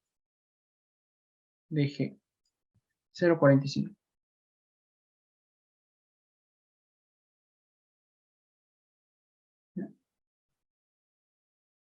Entonces, cuando tú haces el análisis de la carga perpendicular para la verificación de presiones del cimiento corrido, lo único que tienes que multiplicar es este valor que vendría a ser el Z por un 0,8. 0,8 significa que le vas a quitar esa amplificación y pasar de un sismo de resistencia última, que es lo que indica el Z o la norma, a un sismo de servicio, ¿no? Al final tu expresión simplemente quedaría en 0,8 Z U S peso específico entre área. Ahora, ¿cuánto es peso específico entre área? Creo que eso es igual al espesor, ¿no? Pero por ahí va a quedar la expresión final,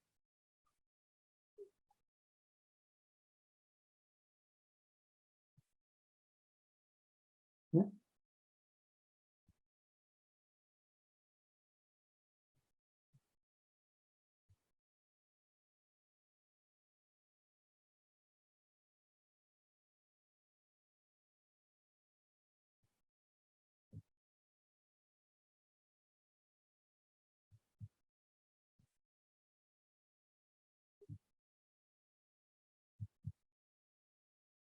Peso es peso entre volumen. Volumen es área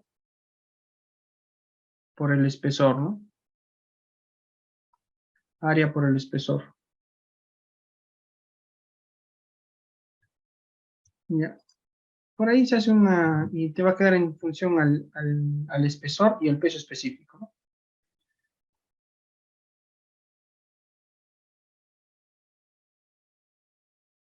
Ya. Eh,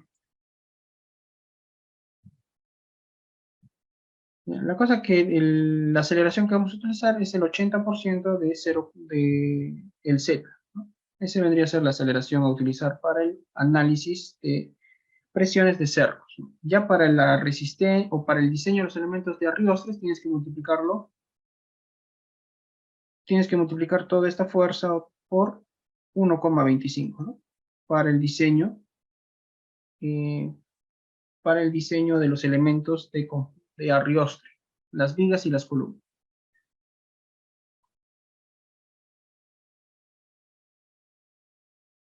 ¿Ya? O sea, ese 1,25 sería solamente para el diseño de los elementos de Arriostre, pero de un sismo eh, de servicio, ¿no? Este vendría a ser tu sismo de servicio.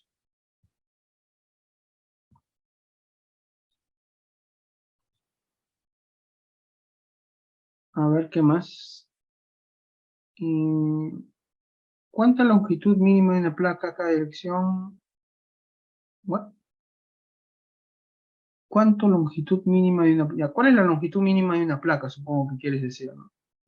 Ya, la longitud mínima de una placa, según la norma, es 4 veces el espesor, ¿no? Si esto es el espesor T, esto debe ser 4T. Ya, aparte, debe tener una distribución especial, ¿no? O sea, mayor concentración de los refuerzos en los extremos. Entonces, en los extremos debería estar reforzado, o sea, mayor refuerzo, al menos la cuantía del 1% de esa sección del elemento de borde, y, y en el centro, pues, el alma, colocar refuerzo mínimo.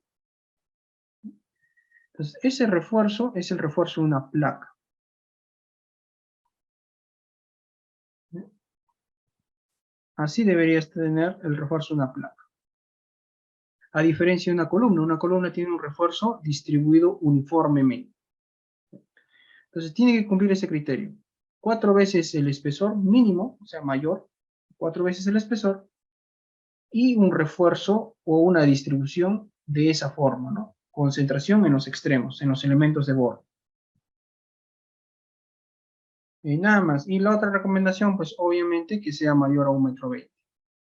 Mayor a 1,20 m. Este mayor a 1,20 m lo sacamos de la norma de albañilería, ¿no? Que no es tan necesario, ¿no? Pero la recomendación es esa, ¿no? Que sea mayor a 1,20 m. Mayor a 1,20 m. Y el espesor mínimo, pues va a depender, ¿no? Pero lo recomendable es que sea mayor a los 20 centímetros. Que este espesor sea mayor a los 20 centímetros.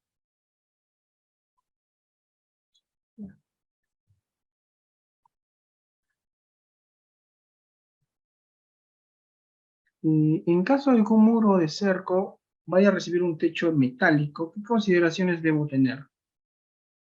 Eh, un techo metálico, ya. Primeramente tú ya vas a diseñar ese cerco ante cargas perpendiculares. La única diferencia es que ahora el techo metálico le vas a agregar una carga vertical, P, ¿no? Del techo a la columna. Entonces,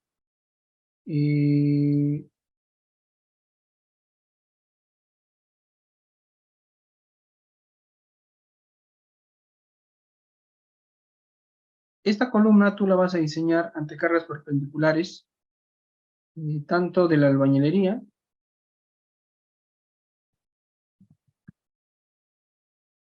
¿no? De la albañilería a ambos lados, digamos, que esté así.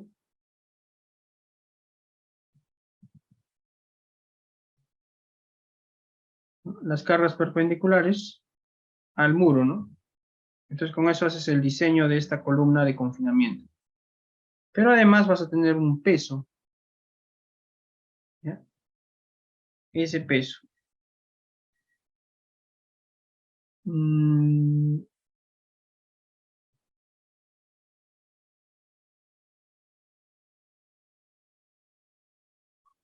en qué consideraciones deberías tener? Ninguna realmente, ¿ya? Porque si fueran una columna sin muros, tendrías que hacer un análisis simplemente debido al peso, ¿no? Peso más aceleración. Tienes tu rigidez y haces un análisis simple. Pero en este caso, simplemente es el diseño ante cargas perpendiculares, ¿no? De estos muros de albañilería. El peso como que podrías agregarlo, ¿no? Podrías considerar un peso adicional a esto de acá, ¿no? Porque acá solamente se considera el peso propio o el peso del muro. Podrías agregarlo para incrementar tu fuerza sísmica. Nada más.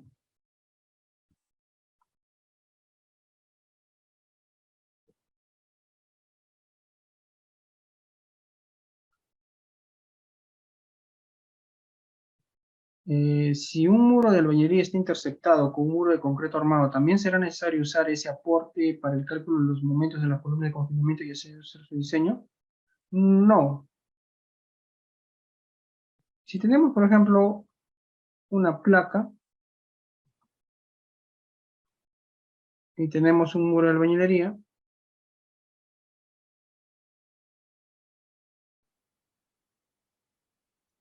¿sí? Y este muro de albañilería tiene elementos de confinamiento, ¿sí? De esa forma. Entonces, cuando tú hagas el sismo en la dirección Y, no vas a tocar a la placa, ¿ya? No le vas a tocar a la placa. Son elementos totalmente distintos, ¿ya? No la toques. Imagínate que no existe, ¿ya? Concéntrate en esto, en esa dirección, ¿ya? Solamente concéntrate en la dirección Y. Eso sí puede ocurrir, ¿no? Puede haber una placa y por aquí esté unido a albañilería. ¿Ya? No consideres el aporte de este de acá. No vayas a hacer un solo pier todo esto, ¿no? Esto no tendría sentido. ¿Ya? A diferencia de que si es que hubiera albañilería, ¿no? Cuando hay albañilería, por ejemplo, que fuera una columna, así, y que haya un muro de albañilería de esta forma,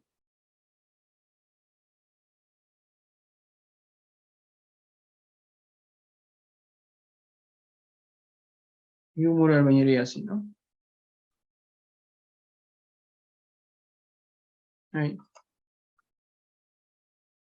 Entonces, ahí sí, cuando tú analizas en la dirección Y, necesitas un aporte, ¿no? El aporte vendría a ser la cuarta parte de la longitud, esta parte, ¿no? Si esto es longitud, acá sería L cuartos. Y ahí sí ya le colocas un solo pier, todo está acá. Todo eso sería un solo pier. Cuando tengamos intersección de dos muros de albañilería. Pero cuando tengas una placa, no es necesario, ¿ya? Olvídate de eso. Solamente concéntrate en esto.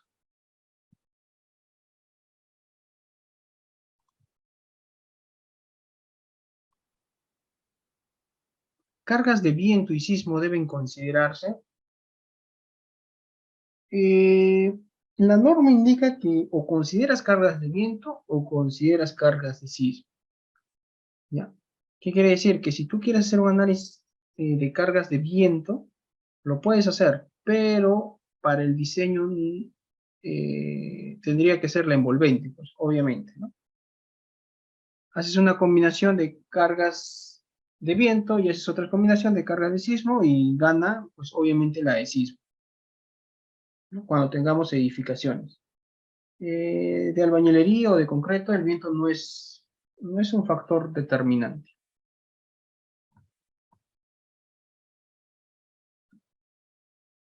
¿no? Pero la norma dice que no debes considerar las dos acciones al mismo tiempo. Quiere decir que no existe una combinación entre viento y sismo. Bien, entonces, mayor detalle va a haber obviamente en el curso. Vamos a tener 24 horas para explayarnos todo lo que es albañilería. El diseño, ¿no? Para los muros, la forma de falla es por corte. Esto es lo que les indicaba, ¿no? Debemos agregar siempre una porción. Y vamos a hacer también el diseño en concreto armado, pero de esta placa de acá. Esta placa de ascensor en forma de C. ¿Ya? El diseño correcto de esta placa, ¿no? Acá también sí por partes es, ¿no? El aporte de cada lado.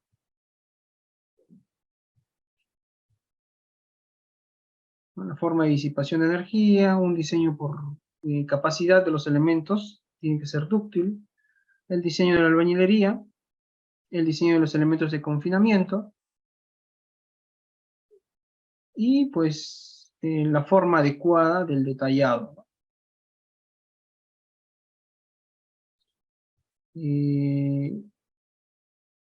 Bueno, esto ya es como una especie de comparación del ejemplo típico del ingeniero San Bartolomé, que tiene en su manual, pero él lo hizo con el ETAPS, ¿no? Él lo hizo con el ETAPS y yo lo hice no, él lo hizo con el SAP 2000 y yo lo hice con el ETAPS, ¿no? Él lo hizo mediante el método de pórticos planos o columnas anchas y yo lo hice con el método de elementos finitos, ¿no?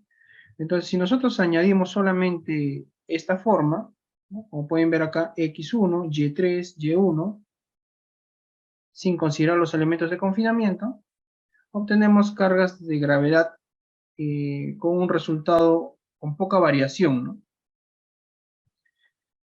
Este vendría a ser el ETAPS o los resultados del ETAPS y este vendría a ser los resultados del ejemplo del ingeniero San Bartolomé. Entonces, el ingeniero San Bartolomé lo hace a mano, ante una hoja de Excel, obviamente, y saca su propio metrado de cargas. En cambio, acá se hace con el metrado de cargas del ETAPS y el ETAPS lo hace en función a la rigidez de cada muro, tanto las cargas laterales como las cargas verticales. Entonces, la variación no es tanta. El análisis sísmico se realiza, ¿no? Y se hace una comparación de fuerzas internas, ¿no? Igual,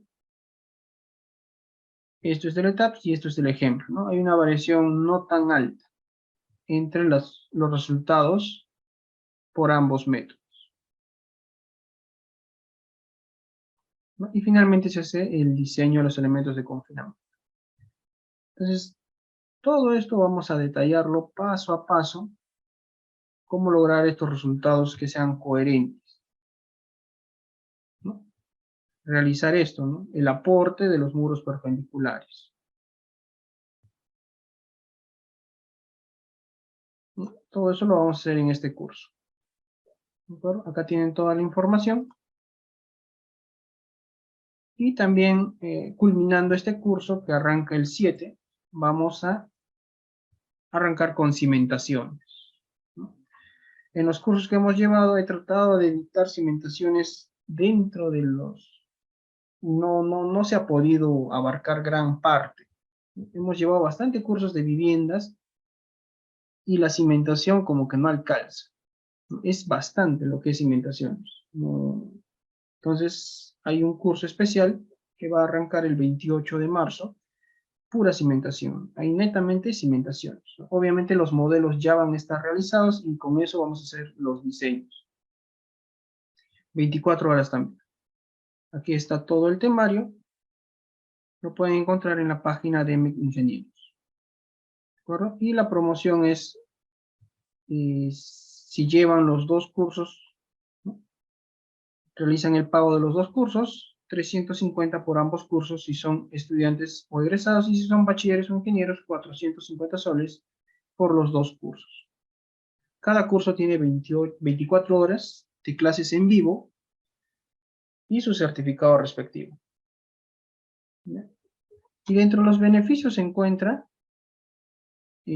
todas las diapositivas, todos los manuales que vamos a utilizar, toda la bibliografía, todas las hojas de cálculos que vamos a utilizar en Excel, todo se le brindará al alumno. Consultas en vivo, los videos, ¿no? Por ejemplo, las clases van a grabarse y serán subidas en el Facebook del grupo, donde puedes verlo ilimitadamente.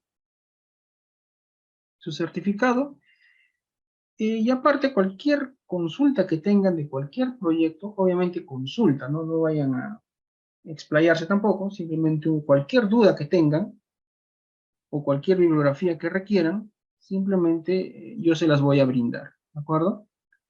No hay problema con eso. Entonces los invito a ambos cursos, para los que estén interesados, ¿ya? En albañilería confinada y cimentaciones. El certificado es por parte de la empresa MEC Ingenieros por 24 horas cada curso.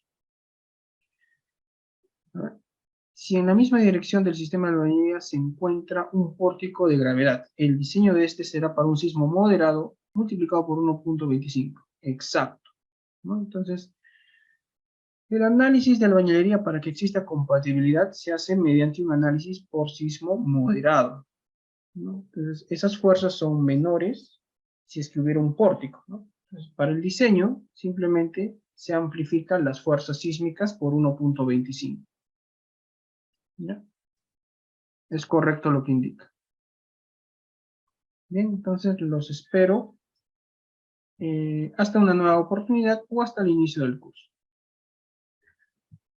Muchas gracias por su participación. Cuídense. Nos estamos viendo. Buenas noches.